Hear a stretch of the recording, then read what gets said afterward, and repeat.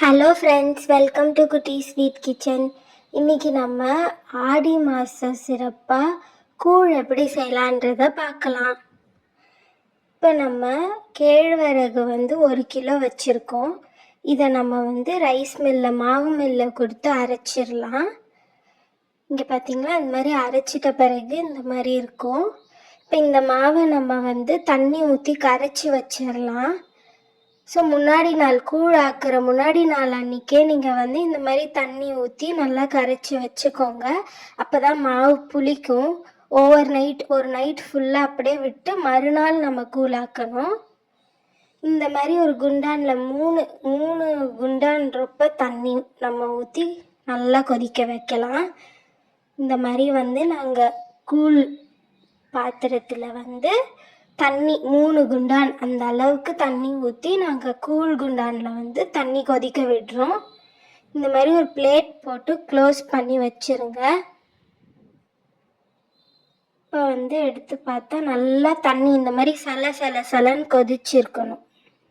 இப்போ புளிச்ச மாவை பொறுமையாக இந்த கொதிச்ச தண்ணியில் ஊற்றுங்க. பொறுமையாக இந்த மாதிரி மிக்ஸ் பண்ணிகிட்டே கிளறிட்டே ஊற்றுங்க. ஃபுல்லாக இந்த மாதிரி கிளறிட்டே இருங்க. கட்டி ஆகிடக்கூடாது.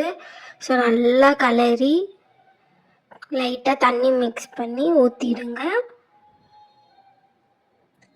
இப்போ இதை நம்ம நல்லா கலந்து விட்டுக்கலாம்.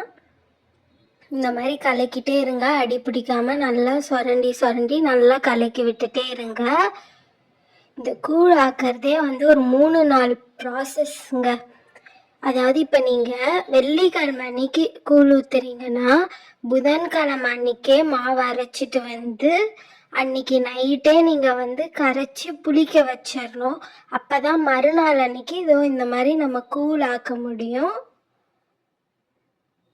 மறுநாள் வெள்ளிக்கிழமை அன்னைக்கு நம்ம அது நான் சொல்கிறேன். அடுத்து வர வீடியோ நீங்கள் ஸ்கிப் பண்ணாமல் பாருங்கள். அதில் உங்களுக்கு சொல்கிறேன் நான். இப்போ நல்லா கேழ்வரகு மாவு நல்லா கூழ் நல்லா வேக வைக்கணும். எந்த ஸ்டேஜில் நம்ம ஆஃப் பண்ணணுன்றதை நான் சொல்கிறேன் பாருங்கள். இந்த மாதிரி கட்டி ஆகும் கூழ்.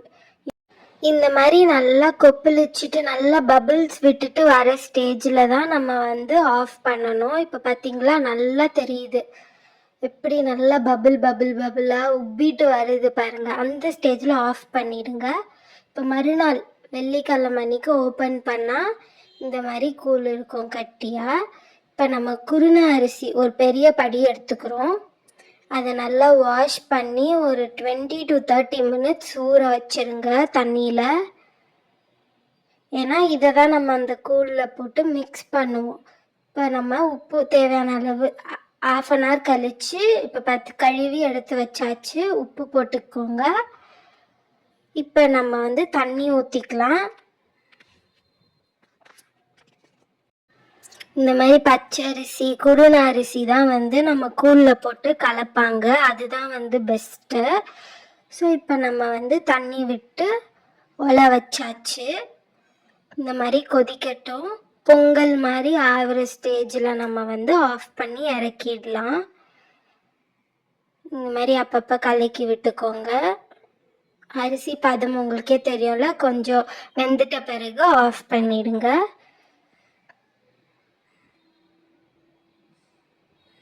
இப்போ இதை நம்ம என்ன பண்ணுறோன்னா, இங்கே ஆல்மோஸ்ட் ரெடி ஆகிடுச்சு. முக்கால்வாசி வெந்தாச்சு. பார்த்தீங்களா, இந்த ஸ்டேஜில் கொஞ்சம் தண்ணியெலாம் வற்றிட்ட பிறகு நம்ம ஆஃப் பண்ணிடலாம். Almost ready. இதோ இப்போ எடுத்து வச்சாச்சுங்க. இதை நம்ம ஆக்கி வச்சிருந்த கூழில் போட்டு தண்ணி ஊற்றி கரைக்க போகிறோம். தயிர் 1 கப் ஃபுல்லாக எடுத்து வச்சுருக்கோம். ஒரு மாங்காய் இந்த மாதிரி சின்னதாக அரிஞ்சு வச்சுக்கோங்க. 3 வெங்காயம் அரிஞ்சு வச்சுக்கோங்க. இந்த மாதிரி நாங்கள் கரைச்சி வச்சாச்சு பாருங்கள். உப்பு போட்டு இப்போ நாங்கள் ஒரு குட்டி பாத்திரத்தில் வச்சு உப்பு போட்டு கலக்க போகிறோம் பாருங்கள். இந்த மாதிரி வந்து மிக்ஸ் பண்ணிக்கோங்க. கூட நல்லா தண்ணி விட்டு எவ்வளோ உங்களுக்கு எந்த கன்சிஸ்டன்சிக்கு வேணுமோ கரைச்சி வச்சுக்கோங்க. இப்போ நம்ம ஆடி மாத சிறப்பான கேழ்வரகு கூழ் தயார். பிடிச்சிருந்தா like, share and subscribe. Thanks for வாட்சிங். உங்கள் ரிவ்யூஸை கண்டிப்பாக சொல்லணும். பார்த்தீங்களா, சூப்பராக ரெடி பண்ணியாச்சு. தேங்க்யூ.